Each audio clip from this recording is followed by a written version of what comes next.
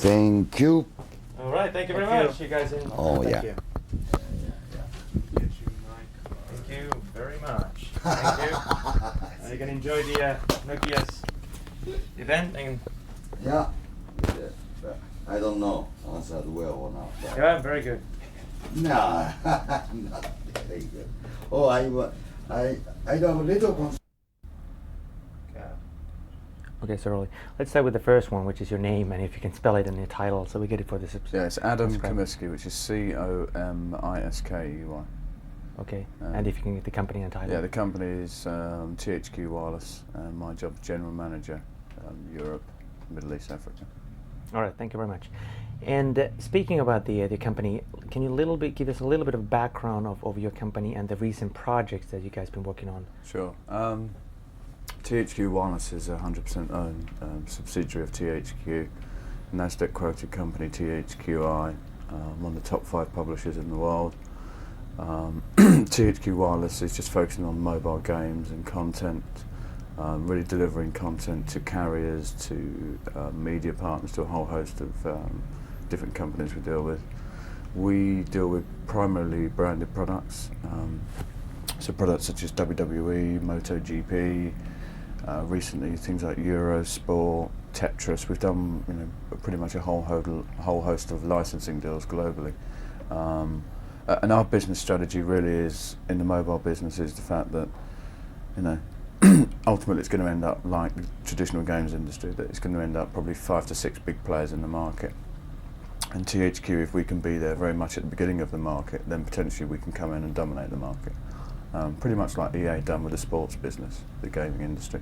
They dominate, they bought all the sports rights and they dominate that industry. So, and there's really nobody in the mobile gaming business who does that at the moment. So THQ thinks both from financial strength and also historical strength of the company that we're in a good position to sort of become a market leader in the whole mobile gaming field. Project-wise, you can see our games in pretty much most of carriers worldwide. We have embedding deals with other handset manufacturers as well. I think we've shipped several million units of MotoGP. So if you go in China and you buy a Motorola phone, you can play MotoGP on the phone. It's because of THQ. So there's some projects we've done. We've launched things like WWE with Orange. In the UK, that was a very successful promotion. A whole host of things, really. And as I say, our business model really is about brands. That's what we're interested in, because brands tend to sell far, far better than unbranded content. So our focus is bringing the best branded content to the market and actually supporting the carriers through a whole host of things such as marketing, promotional activity, working with them closely on new technology, new product design, and in return for that we ask for a fair revenue share or a fair business model, and that's pretty much sort of the background of the company. So we'd say that you truly believe in the brand, not that much in the original content then, or? Yeah, no, it is. I'm a great believer in that. You can buy a game called the Sonic the Hedgehog Crosses the Road or Sonic the Hedgehog. You're going to buy Sonic the Hedgehog. It's a brand. It's like Tetris. Everyone knows the brand Tetris. WWE. Everyone knows wrestling is WWE. MotoGP. Anything to do with motorbikes is MotoGP. So, it's from what we've learnt over the years in the video game business, a lot of it is brand, recognition, FIFA, NFL, whatever it is. But on top of that, then original content is very valuable as well. So things like THQ does Red Faction. Red Faction's not a brand outside of the gaming business, but we've shipped hundreds of thousands of units of this product. So it's a very, very popular product. And the gaming industry is a mixture of branded and unbranded content. But mobile gaming, what we've seen so far is that branded content tends to be the better product, tends to sell more effectively. You mentioned earlier that you want to be the market leader, but what does it really take to be a leader? Number one. In this business, we think a lot of it's going to come down to financial strength. I'll give an example. Most of the mobile games companies are startups at the moment. Most of them are privately funded or very, very, a very, very small amount of funding. THQ, we're a big company, over $200 million cash in the bank. So if we see an opportunity that is 50 million, we can go and write a check. And not many companies can do that. really not many companies can do that. Nokia can do that, THQ can do that, but you know, Mr. whoever, two-man development team in wherever can't do that. And if we all believe this is going to be a big business, then it's going to involve big money at some point, particularly if you're looking at licenses. Licenses are expensive, as you know yourselves. So, you know, to invest $1 million or $500,000 or whatever in buying a license, you know, requires some serious, you know, financial strength from the company. And, you know, that is one thing that we think is going to give us, you know, market leadership, the fact that we can do things that most companies can't. And secondly, in terms of the focus of the company, that we can do things that mobile games companies can't. I'll give an example. We can promote mobile games in our video games. So when we do an advert of a video game for the console business, we can say, buy the mobile game at Vodafone, or buy the mobile game at O2 or Orange. So we have a lot of extra marketing and promotion activity that, for our existing business, that we can use to drive the mobile business as well. And again, you know, most mobile games companies can't do any of this thing as well. Retail distribution, we can ship products to pretty much most of the retailers around the world very easily, because we already have that set up. Whereas a mobile games company can't do that, because, you know, I mean, we've invested years and millions in doing this. And for those companies to do that, it's going to take a long while. So there's a lot of things that we can use our existing console business to really leverage that to become, you know, the market leader in the mobile gaming business. You know? And that's pretty much our strategy, that we do want to become, you know, one of the, you know, the market leader in the mobile gaming business. And sort of the follow-up to that, you know, the traditional gaming versus mobile gaming. What do you think are the challenges that the mobile gaming, or gaming in general, are facing right now? Mobile gaming, standard, that's the big problem. There's no such thing as a standard, you know. Every handset manufacturer's got its problems, you know. For us, traditional game development, we make one game for PlayStation, one game for a GameCube, one game for a Nintendo Game Boy Advance, and it works wherever you are in the world, except for regions. Whereas with mobile phones, at the moment, you've got 50 different mobile phones with 50 different screen sizes, with 50 different whatevers, and guess what? You have to make 50 different games. It's a nightmare. So standardization has to happen at some point. And I think we're starting to see some of that now. So that's the big challenge in the mobile gaming. Can that really be remedied?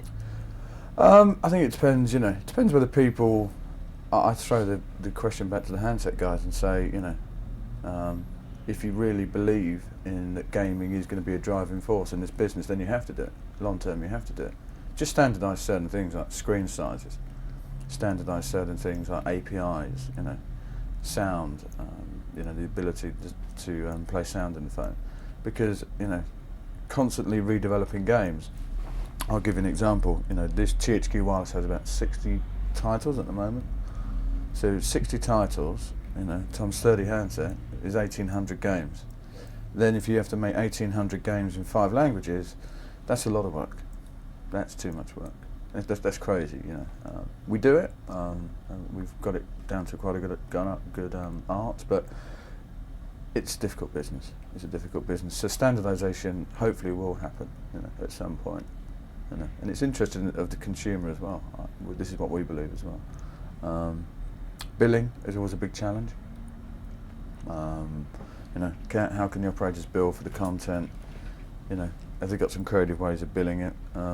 And also the revenue that we get as well. You know, our overheads are much higher than, again, a two-man startup, because our investment is much higher.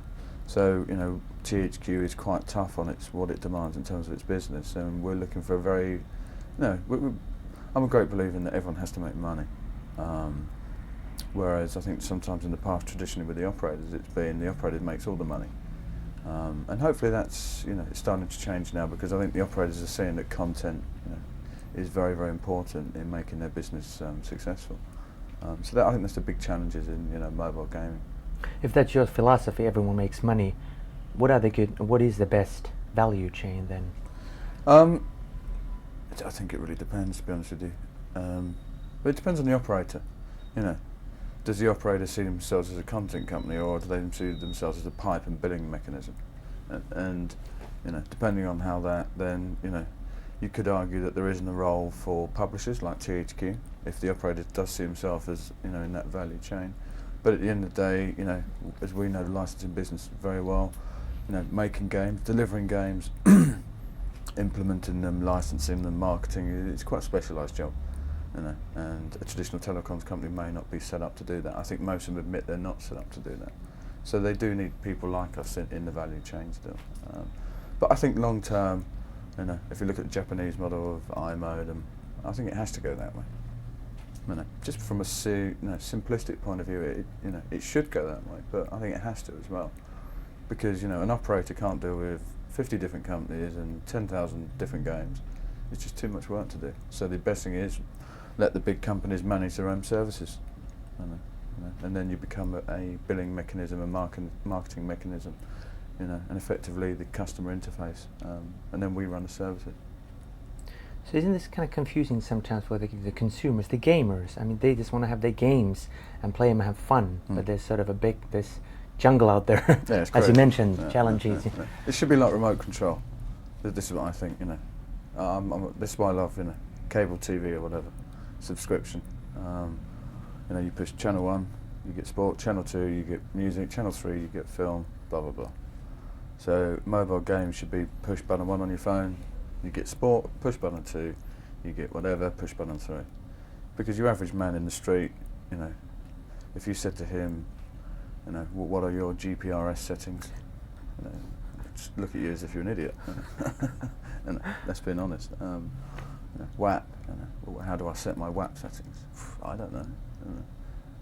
And this is the sort of thing, the average person in the street. Whereas the average person can turn on the TV, push buttons on the remote control, can send text messages. So how do you make it simple? And I think that's really for the job of the handset company, and also for the operator as well, to make it very simple.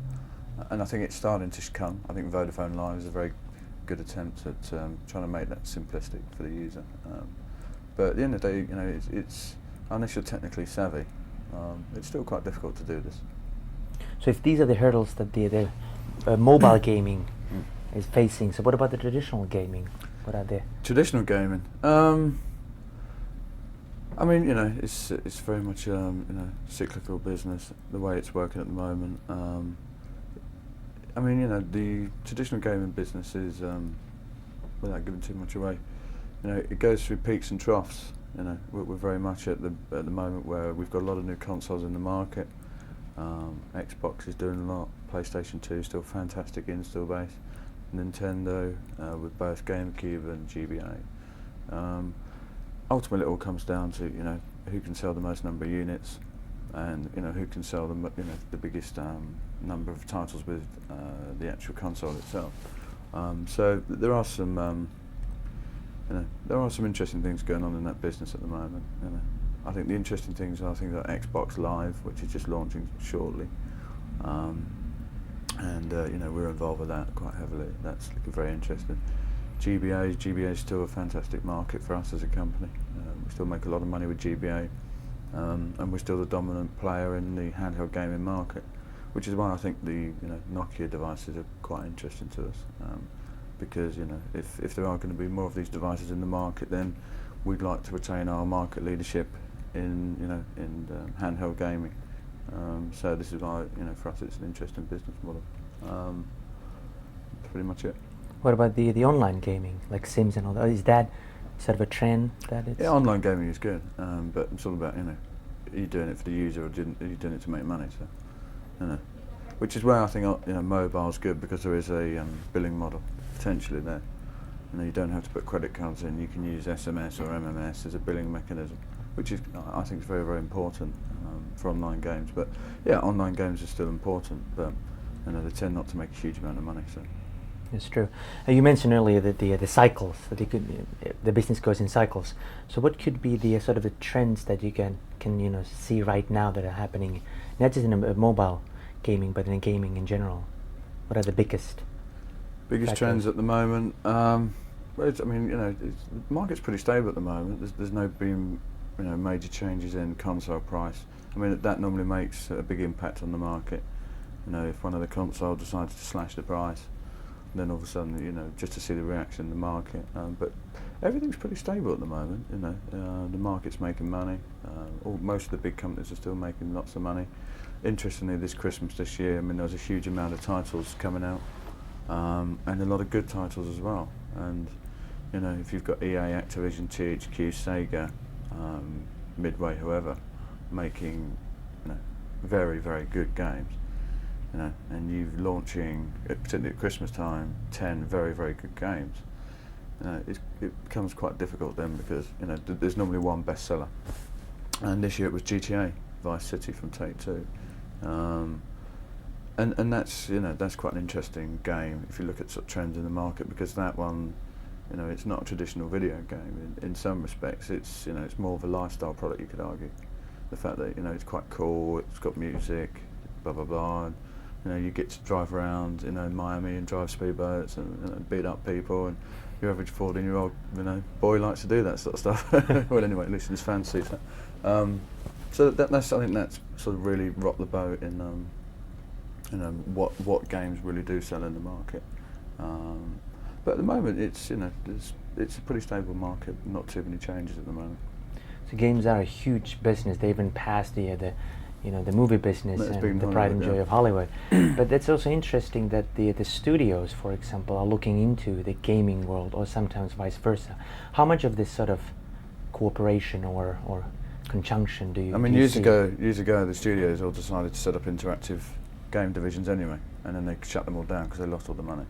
So they went back to the licensing model. So I don't think they're going to do it again. I mean, we've already gone through that.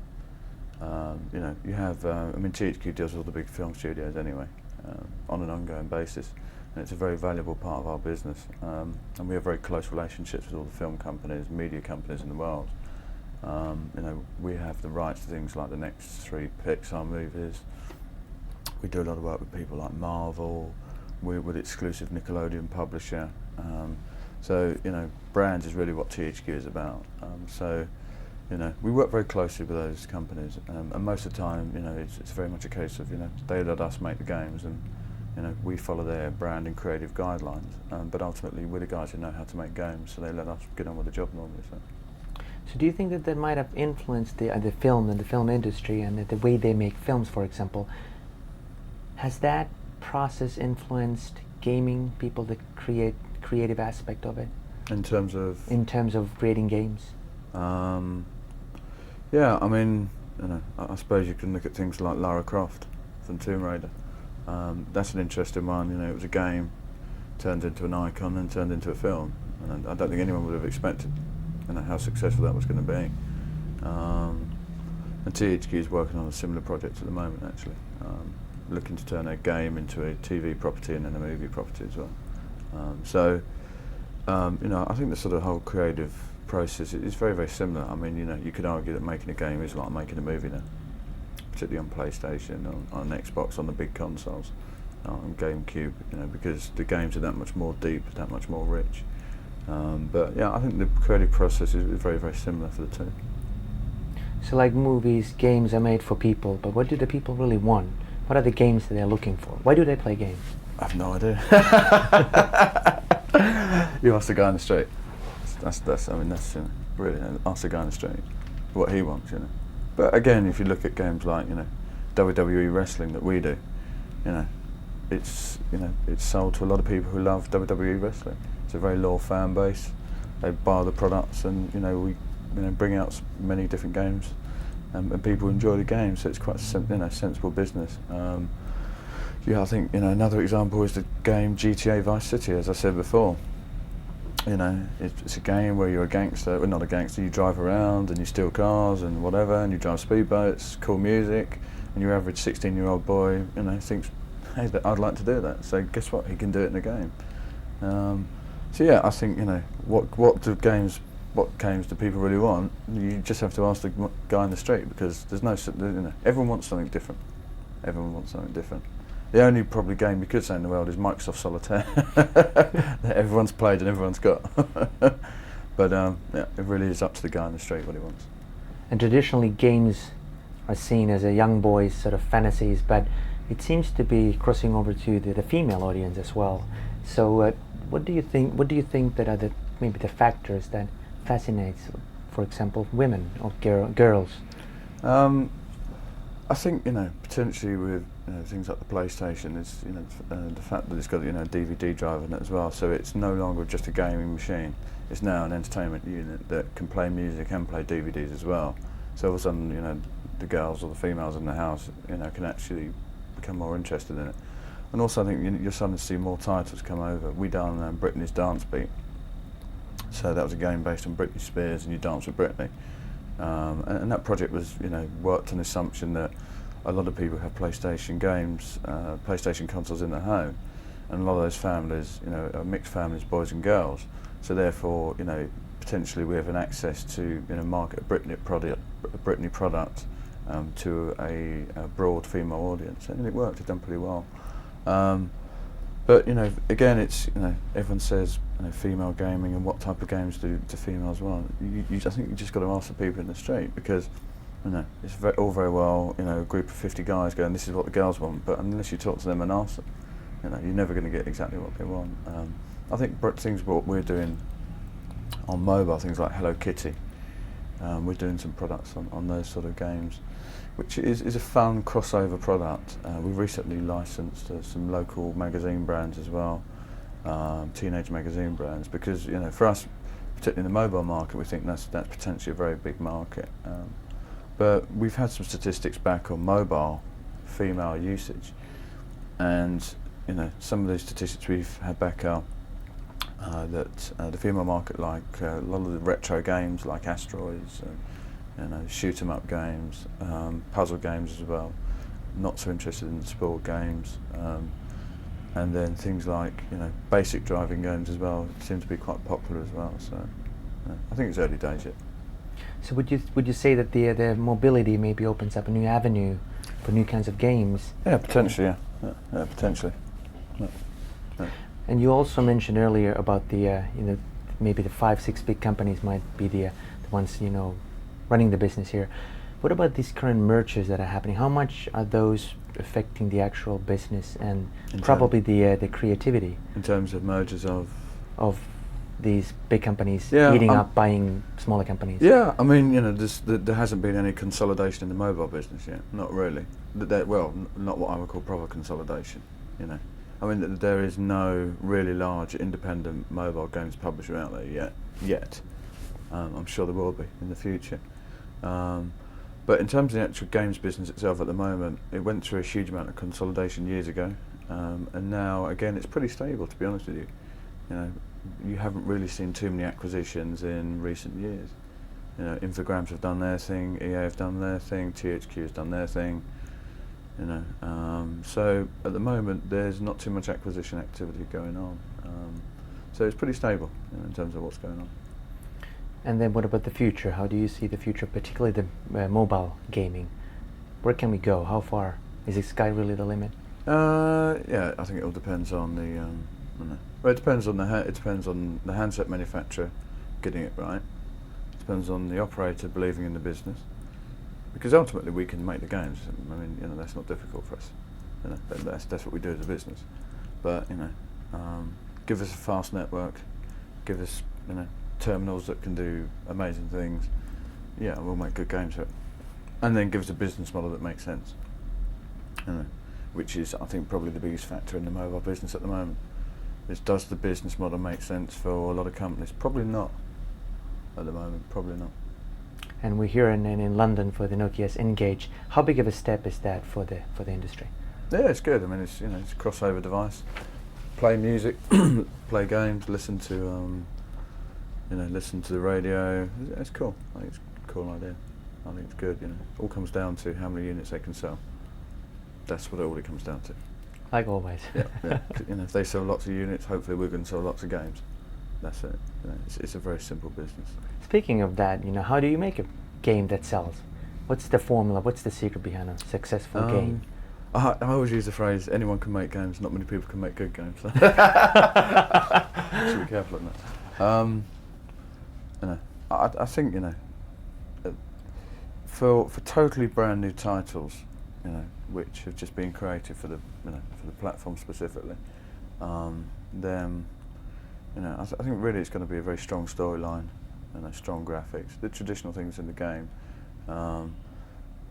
And then, you know, I think once you've got the real basis of that, you know, once you've got a very good, strong development team with experience, I think, you know, I think the N-Gage is something different because, you know, it's not really about mobile game development.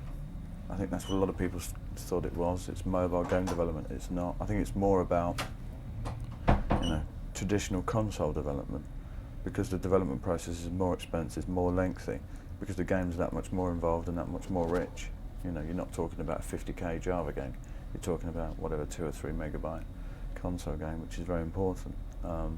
So, in terms of you know, developing a good game, really strong storyline, potentially strong brand with the game, good team on the product, and then, you know, and then really a lot of it comes down to the marketing as well. You know, you can have the best game in the world, but if no one knows about it, it's never going to sell. So then, you know, I think that then, you know, I think that's where Nokia has quite a key part in it as well. Initially, is getting people, you know, awareness and made of the games, and that's, you know, I think, believe Nokia is a very powerful company and in a great position to do that. So, you know, excited about that. What is a typical development? Yeah, let me see. Development process. How long does it take to make a game, and how many people usually working? There is no standard answer to that. There really isn't. You know, games can take years to make. Really can.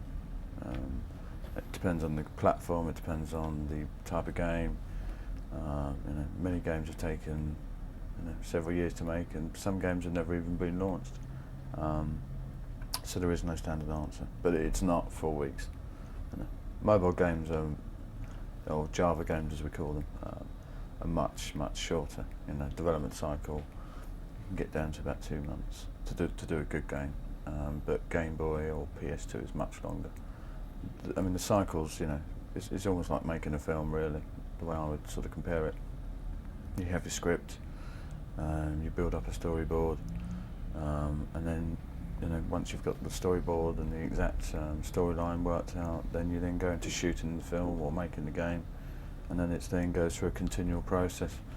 You know, the whole point about making games is that, you know, it's a lot of expertise in the business. You have producers, you have executive producers who work on the games, and these guys work with the development teams and guide and direct them. Halfway through the game life, you look at the product and say, okay, where is it? Where's the game going? And that's when you start. The interesting thing is that's when you start to, you know, a lot of PR has started to be created. Then, you know, you start to talk to the magazines, you know, often 6 months before a game's out, give them previews, explain this is you know, going to come out this Christmas, blah blah blah. Get the whole games press excited, and then, you know, actually the rest of the development cycle is just, you know, continuously programming, refining. Into final stages, then localization, testing, QA, final product submission, and throughout the whole product life cycle, it's, you know, marketing are involved, sales are involved, and everything, because, you know, the day the product's due to ship, you don't go and then sell the product to a retailer. You show the product very early, and I think, you know, that's one thing Nokia, you know, is going to see with the games, traditional games business, is that it's a much more early business in terms of, you know, sometimes a year before a product's out in the market, we're showing certain journalists or certain press, you know, early work that's been done on that game. But the development process, there is no such thing as a fixed length of time on it. So there are many aspects in developing and creating a game. How does THQ operate? What kind of divisions do you have? You know, and how do they work together? And we in general terms? We use a combination of internal and external development. So THQ owns, you know, studios such as Volition, who are the team behind Red Faction. We have approximately about 230 to 250 full-time employees, just continually coding games. We then work with external studios as well around the world to develop different games. And, you know, at the moment we continue to do that, you know, because it's good to have a balance of internal and external development. Within those different teams, you know, for instance, one team may focus on a particular, you know, a specific type of a game. another team may focus on a different genre of a game. It really depends. So we try and normally split the work around the different divisions, but what they're best at, you know. I'll give an example. Some divisions, you know, are fantastic at making first-person shoot-'em-ups, but you give them a sports game and, you know, they're not very good. So, you know, rather than, you know, try and get that division to become the best at making sports games as well as first-person shooters, maybe it's better to go to a developer who has a fantastic tradition of making the best sports games. So with WWE games, we do a lot of external development with one developer who does a lot of our, and also has done a lot of work on WWE products, because he does, you know, that company does a fantastic job. So I mean, that's pretty much how we're set up. And as a last question, sort of to summarize everything we talked about here, so why is the game business so big of a business, and where are we actually heading towards? I think probably, you know, it's a big business because it's, you know, just from, if you look at it from its early days, the coin-op business, you know, you've got young kids or whatever ages, you know, with a pocket full of change, you know, they want to do something great. Games is good fun, you know, way of doing things. I think, you know, if you look at it compared to the video industry, you know, people can go into a shop and buy a DVD, or they can go and buy a music CD, but probably music more. But you know, with a game, you know, until you finish it, you've never really, you know, taken a product to its full length. Whereas a film, you watch it once and then you've watched it and that's it. So I think games have a huge amount of value to them as well. And I think, you know, both from you know an older market perspective and, you know, certainly the very young market, the actual, you know, what they can get out of the game as well is fantastic. You know, you can sit in front of a game for 18 hours, totally indulge yourself, and really, you know, get involved with that. And I don't think there's anything else in the world you can do that with, really. You know, film is very short-lived. Music is potentially something else. So I think that's why the games business is so successful. Is that it's fun, it's good value.